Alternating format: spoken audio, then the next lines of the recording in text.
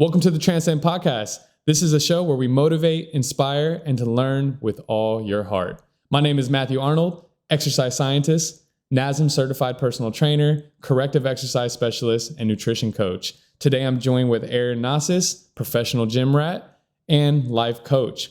Before we get started, be sure to hit that like and subscribe button and turn on notifications for more content.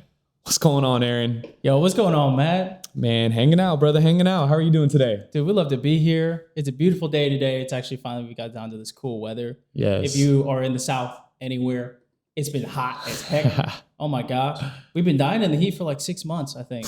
Man, we hit 119 one day, and I was struggling, brother. I was struggling. Bro, once you surpass 100, and you can agree or disagree, but once you surpass 100, just stay inside. Oh, yeah. Like if you can, if you get like your groceries delivered, if you got it like that, get your groceries delivered, man. I ain't trying to step outside. Dude, I was enjoying 85-degree weather. I'm going to be honest. It was really cold this morning. That's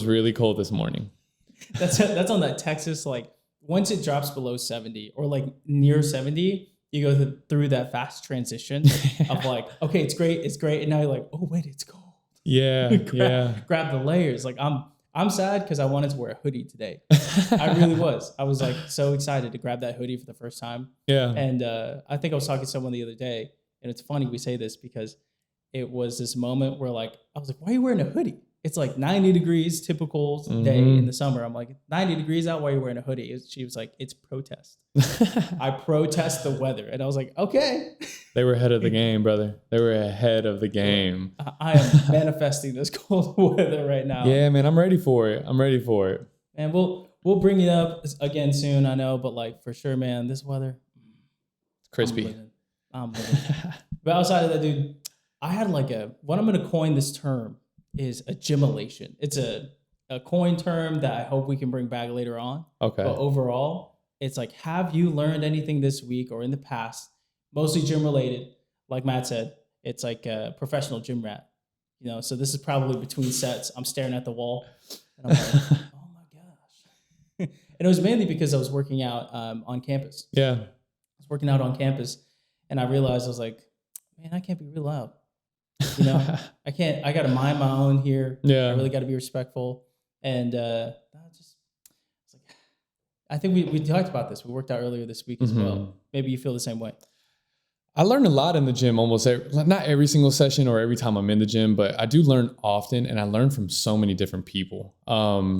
Recently, I just learned a concept and there's things you relearn in the gym, but then, Always. and then, so they bring it back or someone brings it back and reminds you. I relearned recently that the levels of estrogen affects a woman's like fat burning. So if their estrogen levels are too low, they're not going to burn as much fat as they would like. And again, another good reminder is like cortisol levels. I know this isn't strictly like lifting wise, but it's a good trainer hat always on. But it's just a good reminder knowing that like why certain clients or individuals can't lose their weight that they're looking for.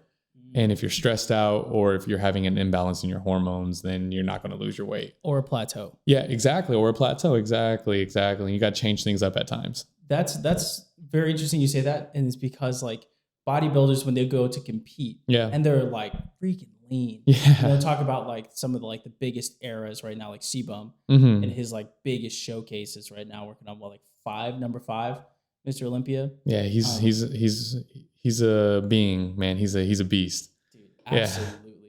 And he's got to be single digits body fat. Oh, 100%. Yeah. Yeah, 100%. Yeah, even on his off days, like I would assume he's still hovering around that 9 or 10. Like off season, not off days, but off season. Yes. Yeah, he's probably hovering around that 9 to like 12. And you can tell me if I'm wrong about this, but like once they're in that pre-show state, so they're looking excellent. Yeah. They're at their weakest. Oh yeah. They're definitely not hitting PRs with their numbers, in all their lifts, but they look amazing though. They do. Yeah, and that's the crazy thing about bodybuilders.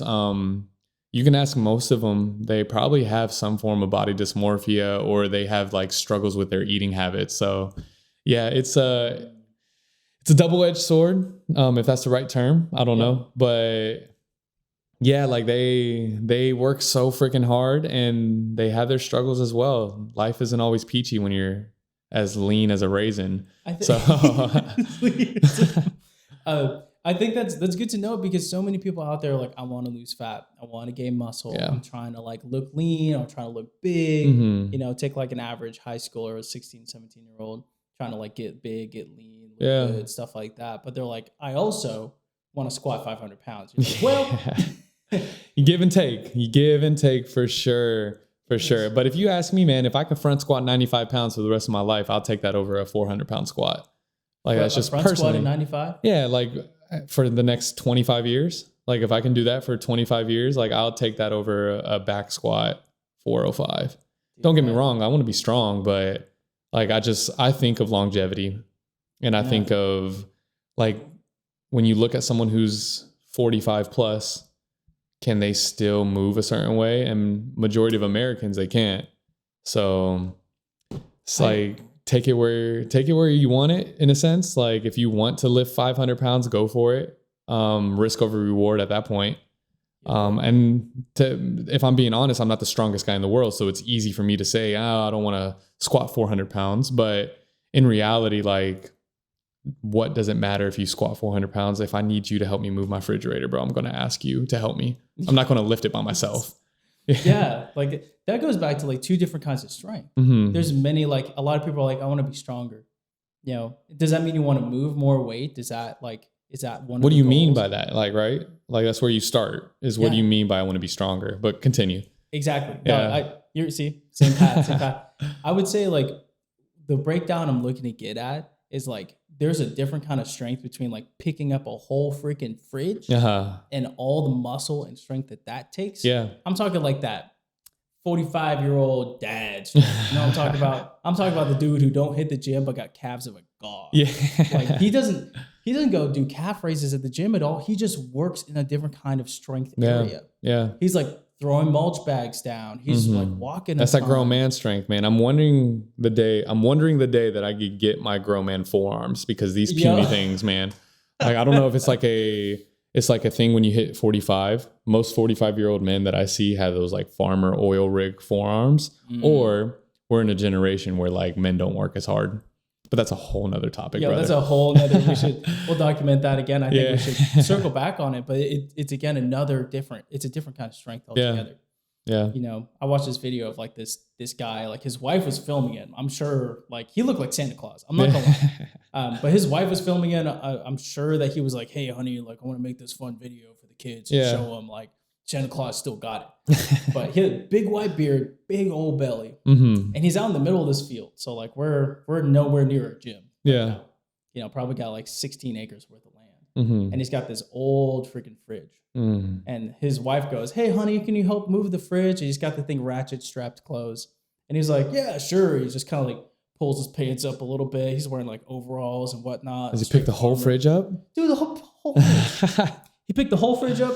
And he walked with the fridge, and he walks up to this truck. The tailgate's not down. And you know what he does? He goes, oh, the tailgate's not down, honey. What an inconvenience. And he just picks it up over the tailgate. Oh, my goodness. My lower back would have been shot. Yeah. There's such a difference in strength, I think, goes back to like, what is your actual goal in the gym? Are you setting that beforehand?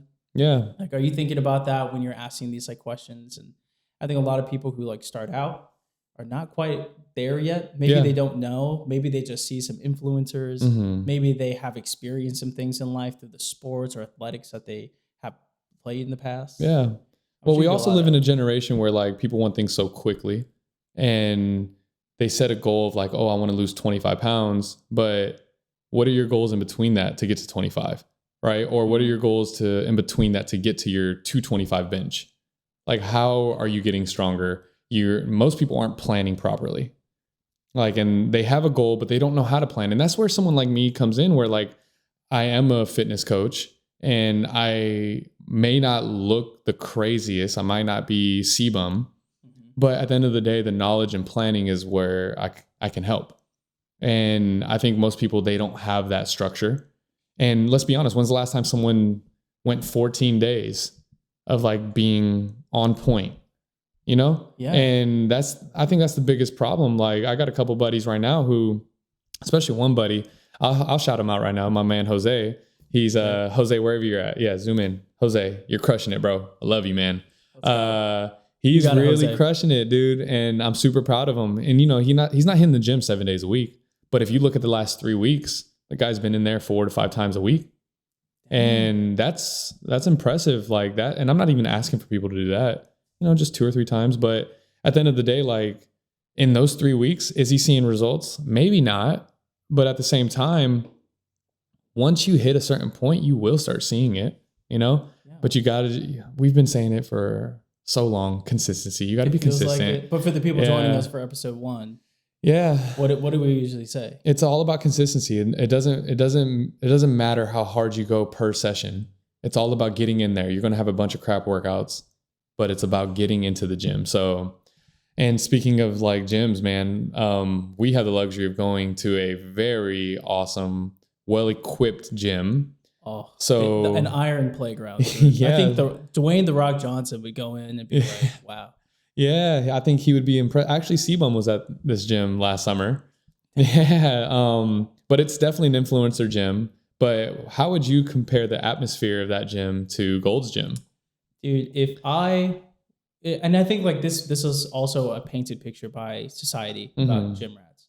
So I'm going to take my professional gym rat status down here with me. In the fact that like I can scream. I can take my shirt off if you're a male.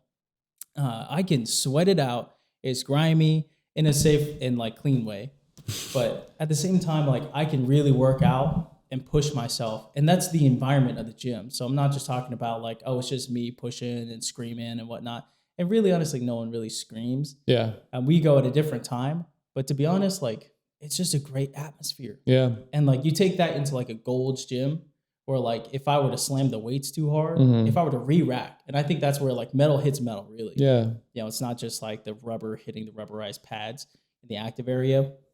It was like if I like re-rack my 400-pound squat or my 315 squat, and someone's like, so loud, and I'm like, girl, it's 315. Yeah. I'm doing sets of 5. I need to rack this before it crushes my spine. Yeah, and at the gym we go to, you don't have to worry about that. And I think it's fair enough to say, even at a Gold's Gym, like you might not have to worry about like people judging that too much. I think it's when you go into more mainstream, even though Gold's Gym is very mainstream, but like you think of a Planet Fitness or your community rec center. I think like 24-hour fitness. And I am happy that society is kind of changing where it is more accepting to have those moments in the gym. I just think it's really hard to, re-rack 315, 405, and, you're going to make some noise. Yeah. You're going to have noise in there. The beautiful thing about Absolute Recomp, and I've been at this gym for about a year, almost 2 years now, actually. You're working on 2. Yeah. I've seen the upgrades. I've seen what they've done there. It's a beautiful gym. I enjoy it. The toys there, man, the things that like you can hop on, I think it changes the monotony of the same exact workouts. And I think it's important to change the scene sometimes. But in the same breath, I think it's very important to stick to a workout plan. Yeah. So right now we've been sticking to one for a long time. And I think if I could be honest, when I get frustrated with my results, I tend to change my workout plan often. Yeah. Because I'm not seeing what I need to see. But in reality, it's like if I commit to it, I will eventually see it. But you have to learn to love the monotony. You have to learn to love that like repetitive concept of hitting the same exact chest workout. Now you might be able to change the angles up. That's fine. But change it up slightly, but you got to stay in it. You got to stay doing the same thing. And it sounds boring, but again, it didn't take you 90 days to get out of shape. It's not going to take you 90 days to get in shape. I agree. Yeah. And I'm going to challenge like a beginner mindset of like, it's not even the fact that like I can or can't. It's so daunting. Yeah. Like you walk in, I would love to see, or maybe we take a newbie over to like Absolute Recomp. Oh my goodness. Yeah. And just see what the reaction is when they see like even things that we haven't seen ourselves. Like some machines, and this is all on isolation of the muscle groups, how you can exercise those in different angles and sets and weights and such like that. That's really at the end of the day, the core. But if you're, if you went from a 24-hour fitness and then went and came in to absolute recount. Like, it's just, well, first of all, let's go back to the initial point of like the atmosphere. You walk into this gym and there's just something about it. You can go two ways with it. It's going to be intimidating, or you're going to immerse yourself into it. And it's a gym that like you walk into. I'm such a gym rat as well that like it's hard for me to explain how the atmosphere just grabs my attention. Like, yeah, they play Nickelback all the time. Yes, Taylor Swift comes on all the time. But if I'm being honest, like just the slight volume increase changes the atmosphere of a gym. Like the gym, it's loud. Like I technically don't have to bring my headphones into that gym. And we don't, we don't. I think we've had 2 headphone workouts. Yeah. Yeah. And some people, and again, maybe because we're talkers, that will not bring our headphones. But I don't know. I when I'm by myself, I take my headphones. But the atmosphere of the gym, the lighting, the mirrors that they have placed, like they want you to enjoy the workout. The way they set up like all the new equipment, like they want you to enjoy and play with new toys, have a good time. I think the big misconception out there is like, this type of gym would have a bunch of douchebags. Yeah, you like what this sounds like a gym where like some ripped deagle in the corners, just like hitting some like 100-pound dumbbell curls, going, yeah. It's really not like that. It's not. I remember one time before we started working out together, I was in there early in the morning and I did a superset and I was recording. And after I did a hammer strength chest press into a easy bar curl, I dropped the weights down. And one of the biggest dudes in the gym came up to me and he was like, "That's how you do that. That's how you hit it. You should have hit a flex in front of the camera and yelled." I was like, a lot of testosterone going on right now. But I love the energy. Like 9 times out of 10, most people in the gym are going to help you out. They're not going to critique you and judge you, like, and if those people are there, it's very rare. Actually, it's not common that you have a bunch of douchebags actually in the gym. It's so uncommon. I think like the biggest dude in the gym is not going to judge you for starting. The biggest dude in the gym is not going to be like, "What puny weight?" Like, you know what they're probably doing? Sorry to cut you off. They're probably clocking it in. Like, all right, you were here Monday, Tuesday. I love that. Yeah. You're here Thursday, Friday. I love it. You took Wednesday off. Cool. 3 weeks pass. I promise you, someone's going to come up to you and give you a solid, "Hey, I appreciate your work ethic. Like, I see you coming in here." Like, I just gave myself a little bit of chills just now because, like, I really love that, man. You know how many times that, like, and I hate the overall umbrella of gym culture that, like, we can't go up to someone in the gym and say, "Hey, do you need some help with your RDL form?" Because I remember there's some times that I've been in the gym and I've seen someone in there crushing it. And I just want to go motivate them and compliment them. But then sometimes approaching people in the gym, even as a trainer, is frowned upon. Like, there's this weird world where it's like, you don't do that, Yeah, like it's a shared community space. Yeah. Right? And by all bystanders, if you are on social media, you see like Joey Swoll's video where he's calling people out because it's a shared space. Yeah. If it's a communal space, it's like anyone going up to you in the park. That's the way it should be. Yeah. But because you're within 4 walls and a fifth ceiling and whatnot, it seems different. Yeah. But in all honesty, you are sharing this with the community. You paid your dues. You got in there. Yeah. Like I'll share a quick story is that Caroline and I were working out at Absolute Recomp. Caroline, I call her Noodle. She's Noodle. I'm not going to say weight or anything like that, but her build is noodly. She's lanky. Yeah. You can tell, like, it looks like us standing next to each other. It looks like I take her food. Like, I'm so thick. And then, like, standing next to this, like, what I would say is like a thinner looking woman. Yeah. It's just like the difference is like exaggerated. But I'll tell you this much. There's a guy that works out with his wife in the morning when we go to Absolute Recomp. Oh, yeah. You see him. He's a monster. I'm talking about a 6'3", 6'4", just built. He's intimidating if you don't have a conversation with him. Yeah. You know? Yeah. He is. He doesn't cause any kind of stress. Nothing like that. He's just so muscular and strong. Like, I see why there's intimidation factors. Yes. But continue. I know where this is going. Yeah. Exactly. Dude, this guy is just built different. He's lean. He's muscular. He's got all the right build. Him and his wife are grinding it out at 4:55 in the morning, just like we are. Yeah. And the biggest thing about it was that we were there at an off time. Caroline and I I was really showing Caroline, like, hey, this is where I work out. Yeah. Because I wanted to share that part as a gym rat. She paid $20 to come see where you work out. Yo, she got the pass. Oh, the 5 day. The 5 day. Okay, nice. So you pay 5 days. But anyways, we're in there. We got after it. We saw him around. And Caroline, we're on like the leg extension machines, and he's doing that with his wife. Yeah. Caroline was like, "How's your day going?" No fear. This big dude sits up. He goes, "Pretty good. Right on. Yeah. My wife and I just hit legs. It's leg day." And Caroline was like, "I can see." That was all it took. This man looks menacing as hell. You would not go up to this man in the street and be like, "Yo, you hit leg day today?" Or like, "How you doing?" Like, this dude is mean mugging, but he's so kind. And this is where it got me at the end. We're walking out to get into the car, and we pass by him, and he's out there standing with a group of people because he knows the community like that. And I'm first in line, so to get past him, give him a little fist bump. I'm like, "Hey, bro, see you in the morning. Like, we gonna grind it out." He gives me this like, "Yeah." He goes, "Yeah, got you."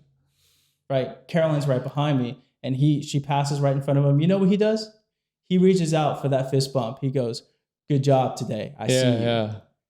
Bro, when I tell you I can't live down that moment, I'm so proud of that moment, but also I wish I got that from him. Are you kidding me? I'm in there. Yeah, well, let's be honest. Like I mentioned earlier that like these gym rats, they pay attention. They do notice. And it's not in a judgmental way. They do notice. So like for you, he gave you a regular fist bump because he knows you come in here. Mm-hmm. And in his mind, he's like, I can tell she probably isn't in here all the time. So let me motivate her. Let me give her an extra little ounce of energy, Yes. And what else to this story? What happens next? Bro, like as soon as we sit in the car and Caroline goes, gave me the fist bump. Good job. You get one of those? I was like, no, not really.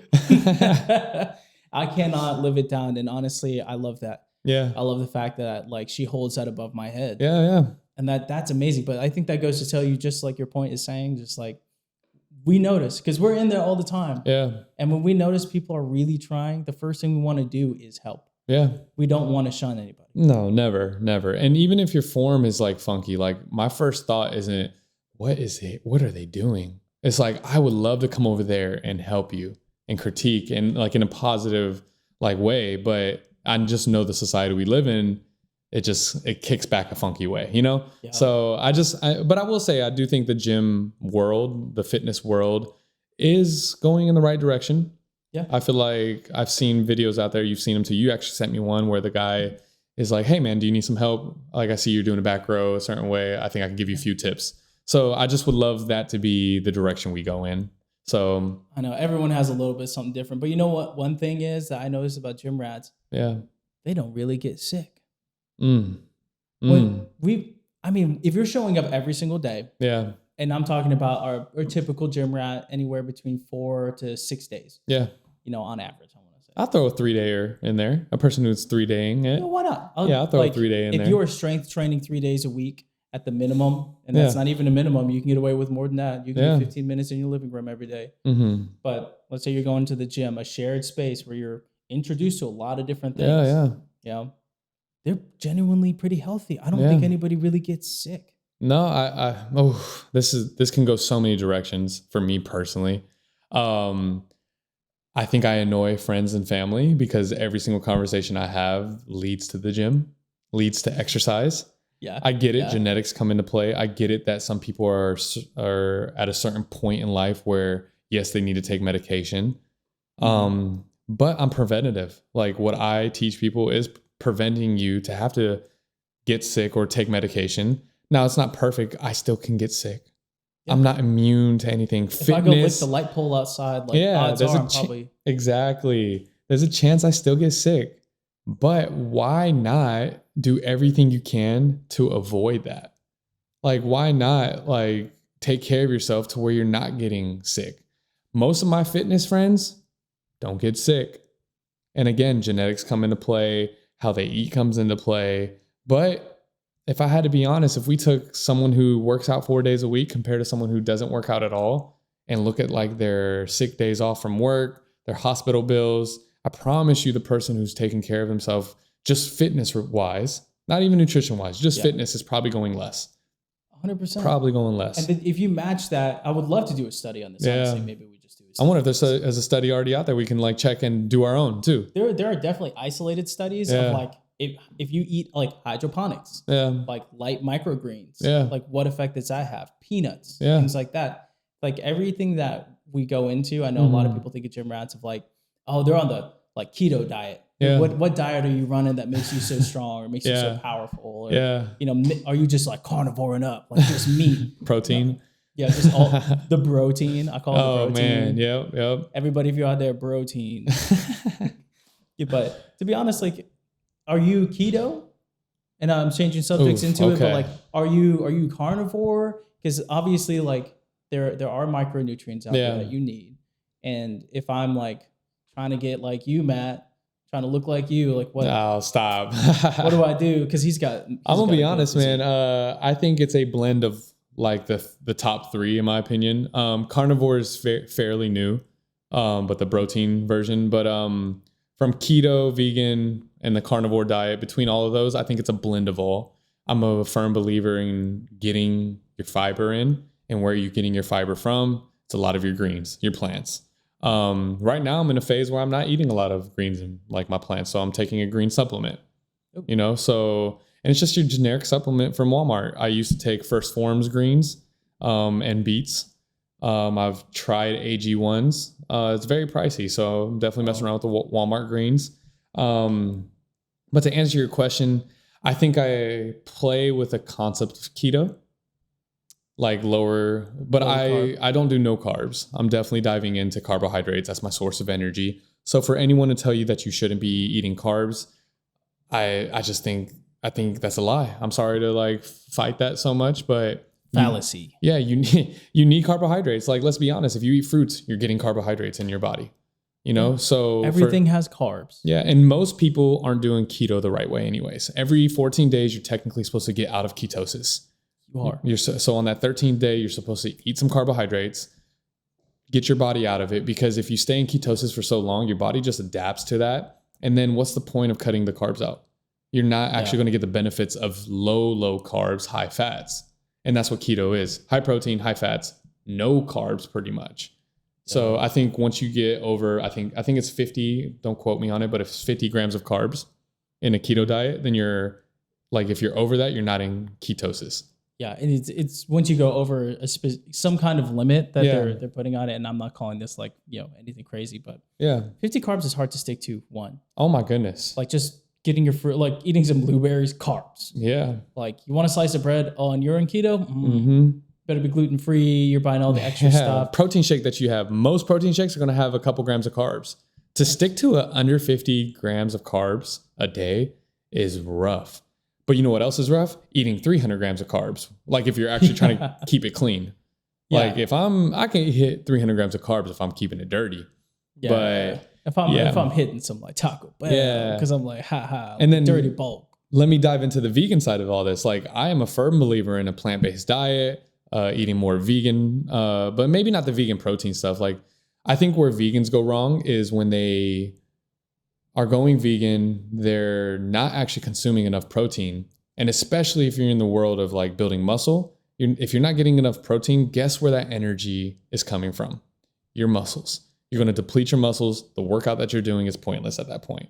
It really is. Yeah. So for vegans, if you are vegan, totally cool with that. I have no problem with it, but just check your protein consumption. Go plant-based diets. Yeah. And that's why I think there's a happy balance between it, in between it. And if I'm going to give a concept for a broader perspective of this. Like in politics, the in-between is the perfect place to be. Like in fitness, the in-between is the perfect place to be. Like the extremes on both ends is just ridiculous for anything in life. There's always the middle ground that is the answer. Is the middle ground the same for everyone? No, definitely not. So for example, like if your goals are certain things, then the middle ground isn't the same as someone who wants to run all day. So if my goal is to run a marathon, like I need more carbohydrates in my system.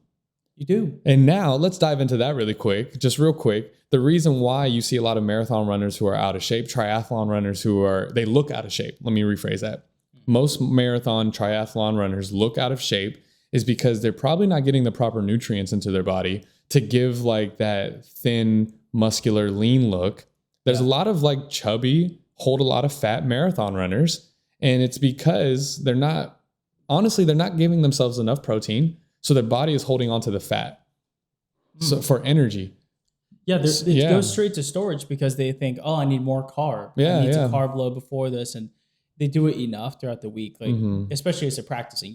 Matt knows as a runner, like this is key as you're like burning so much. Yeah. Matt's also playing that game of like, I don't want to take too much away from my gains. Yeah. So like I play the realm of like, I'm a firm believer in like full on sprint / running, jogging, because I just think it's functional. I think you should be doing it. Like, I don't want you to turn 40 and not be able to know how to jog. Have you seen the video of the guy who at 55, like they were like, go for a skip. And he didn't know how to skip. Yeah. Like his brain just like didn't know how to like fathom it. And that's why I think everyone should be able to do a little jog. Like I don't make my clients actually do it unless they're comfortable with it.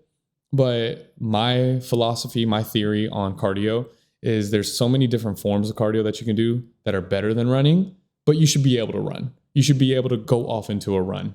Yeah. So yeah, I think that's a part of like the goal. Like why, what is your goal when you're dieting? Yeah. What is your goal in the purpose of your fitness? If you have a plan, stick to that plan, but is that plan working for you? I think that's why I asked that question. It's like, is the middle ground the same for everyone? It's not. Yeah. So and that's what I think is hard for people to stay in the space. And then you mentioned something just now, like what's the purpose of your diet?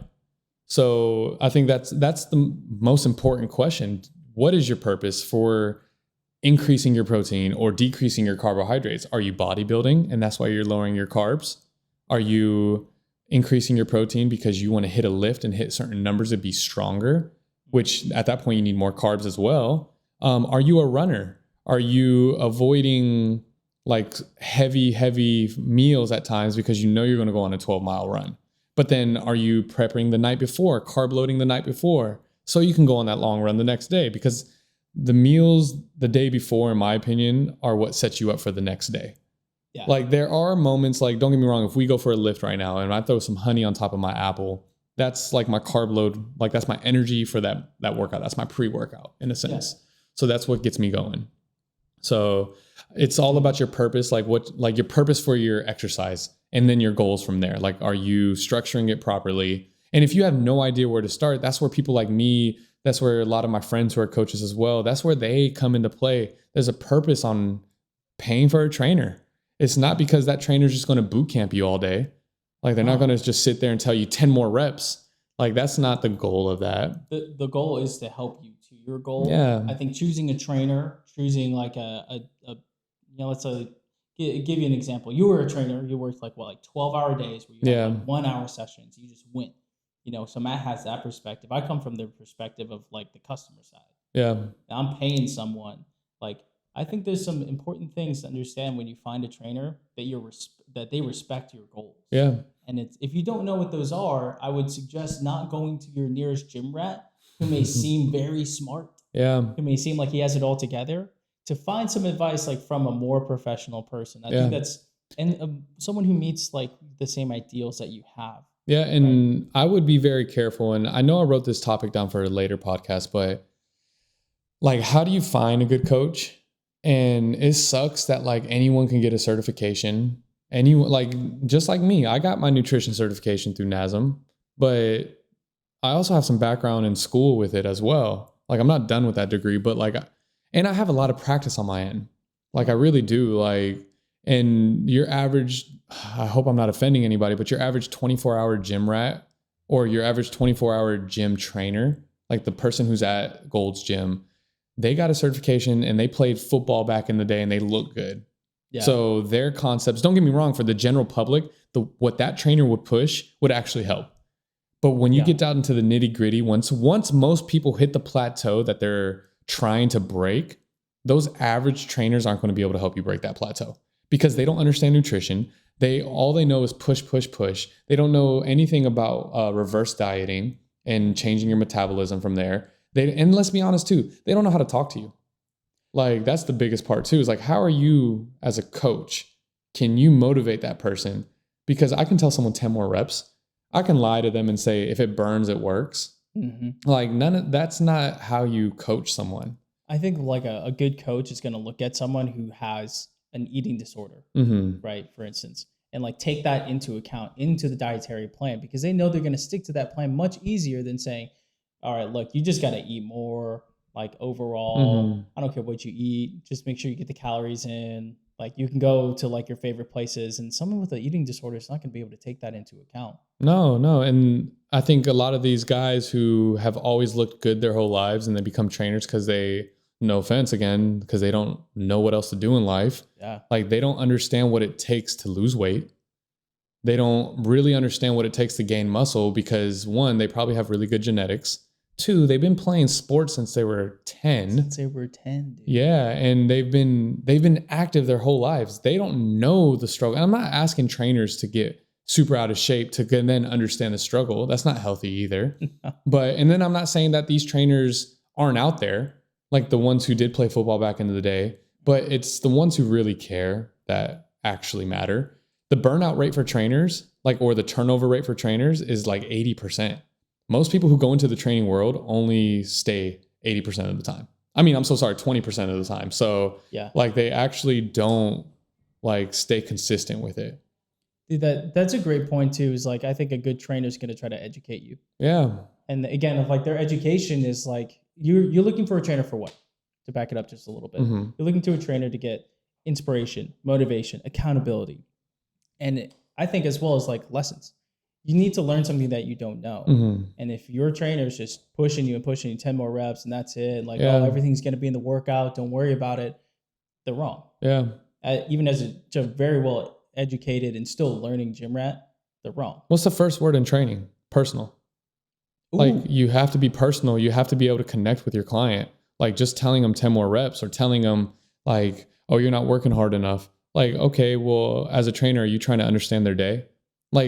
In reality, you are a therapist as well. We're not certified in it, but I'm going to get more of their venting than their friends do sometimes because I'm not in their circle. I'm not going to be able to put their information out to the world. But are you personal with them? Are you understanding them? And just because you may not be, just because you've never struggled with what they're struggling with, doesn't mean you can't learn from them. Exactly. Yeah. Or I'm gonna go deeper into it. Learn from other trainers. One thing that I'm big on is whenever another trainer is giving me information or teaching me something, I'm not going to sit there and be like, well, my way is the only way it's done. No. Dude, that whole branding part, it says a lot to me too. And I agree on that. Mm-hmm. If someone's it's my way or the highway, or this has been proven, this is how everyone's been doing it for years and decades. This is the formula to success. When I hear that stuff, when I hear that stuff, it pisses me off because I'm you don't take it to the personal level. Yeah. And you're not feeding into the purpose, the purpose that you're driving for them, the purpose and the plan that's going to work for them, to the individual that's going to find that stability. And that's, and then that triggers me. I think the only time that it's okay to generalize are on some topics like your calories. Again, just when you look at BMI, if I take your age, height, and weight, if you're 5'8", 210 pounds, technically on BMI, you'd be overweight. So we don't look at those numbers. And if you're actually a bodybuilder, 210 pounds, 5'8", you're not out of shape. You know what I mean? You're actually very in shape. So we look away from those numbers. But when we dive into calories, the best way to lose weight, gain weight is calories are king. Calories are king. Calories are king. So if you're trying to be in a surplus, which surplus means gaining weight, if you need to gain weight, you have to be 500 calories more than what you're burning throughout the day. Now, let me break that down for you. Let's say you are burning 3,000 calories every single day. So from there, if you want to gain weight, you have to eat 3,500 calories. Now, if you want to maintain, how do you find your maintenance weight? And if you think I'm bouncing too much, I'll retract back to the surplus concept. So to find your maintenance, calories, you take your weight, whatever you're weighing, and you times that by 15. So I weigh about 215. I times that by 15. We're sitting around 3,300 a day. So if I want to gain weight, I have to eat 3,800 a day. If I want to lose weight, I have to eat 2,700 to 2,800 calories a day. So how do you find that? How do you find your weight gain, your maintenance, and your losing weight? Circle back around. whatever you weigh, times that by 15. So I know we just had a revelation on that. Yo, another Gymmalation. Yeah. And I even as a coach, like I mess up too, man. Like I totally forgot about that equation when we were starting our journey together. Yo, and what did we find out? We found out that like we were under eating, even in our surplus. So again, surplus means gaining weight. So we were trying to eat about 2,900 calories, 2,800 calories every day to gain weight. But in reality, when we started 6 weeks prior and we were in a little bit of a cut, we were under eating. That's the thing that a lot of people don't understand is that you're probably under eating. If you're my weight, 200 pounds, eating 1,900 calories, you're in a deficit. You're in a pretty big deficit. So if you're trying to gain weight, but you're only eating 1,900 calories, you're not going to gain weight. Using the average 2,000 calorie diet given on most packages, recommended by most doctors or people in a general sense. Yeah. If you need to really look into it, and you should have resources. You can always contact Matt. I think that would be a great resource just hey, let me DM this guy. I saw your podcast. Yeah. But like, to be honest, like I, again, think that you should go to someone and suggest as a gym rat that's not just a gym rat. Yeah. One of the hardest concepts that people have is eating more. So if you're trying to lose weight, I have a client right now who we just found out that she's probably been under eating for years. And so right now I'm trying to do a reverse diet on her. And the first thing I told her is we need to bump your calories up from 1,200, because that's what she was eating, to, honestly, I told her, but I gave her a range, 15 to 1,900 calories a day. And the other day she had 1,400 calories and it was rough for her. So then I told her, I'm not looking for you to get 1,900 right away. I need you to wean into it, learn and teach your body to eat more. But for her, the scariest thing in the world is to increase the calories because she's trying to lose weight. Like she's trying to lose weight and trim down, lean up, and I'm telling her to eat more. So she's afraid of that. But in reality, her body's stuck. Like her body's holding on to everything she can hold on to because she's taught her body that you don't feed me enough. So I'm going to store this when you choose not to eat. Exactly. So that's, if I'm being honest, the hardest people sometimes are the ones who've been eating perfect diets, like perfect calorie consumption. In reality, yeah, you are sitting at your 1,500 that you need to be eating to lose weight. But when was the last time you had maintenance calories? When was the last time you increased that to 1,800? Because that's technically probably your maintenance. 1,900 is your maintenance, but you've been sitting at 1,500 forever. So now for you to actually be in a deficit, you need to be at like 900, which isn't safe either. Yeah, it's not within operating. And I can't even tell you like the difficulties of being under by so much, like the mental strain, the coordination that it takes, the fortitude that you have to go back to. But I think more than anything, that's a part of like your purpose. Yeah. And a part of Transcend is like doing it with all your heart. And that's where it comes back into play. So your accountability needs to be strong. Yeah. You're finding like what path and someone who's going to help you find that path, whether it's research, lessons, and not just telling you, 10 more, come back and see me next week. We'll catch up again. Yeah. And we'll try to hit some more cardio so you can lose that weight, that love handle. I got you. Yeah. Yeah. Just a typical run of the mill. Ugh. I'm disgusted. It's giving me the ick already. Just talk about it. Yeah. And it's more, and it's so cliche to say, but Kobe said it too. It's about the journey. The destination, like you think it comes, but in the fitness world, you always want more. You always want to you fall in love with the exercising, guys. Like that's the most important thing. Like you fall in love with the movement. And then the results will come after that. Yeah. I fell in love with the discipline. Yeah. The discipline. That's even better. I love that. You fall in love with the discipline of it. And I mean, you could really have you could pay Matt thousands and thousands of dollars to come up with the most perfect plan, give him everything in the world. But if you 50% follow that plan. Yeah. No. You're not going to get what you're looking for. Now, I promise you'll probably feel better just doing 50% if you're sitting at 0. Yeah. Like if you just do 50% of it, you'll feel better. But at the end of the day, don't expect the results by only doing 50%. Oh my gosh. Yeah. So that's the hardest thing that people have. But yeah, brother, I think this was awesome. I love this. Dude, it's been great. Yeah. Good episode 1.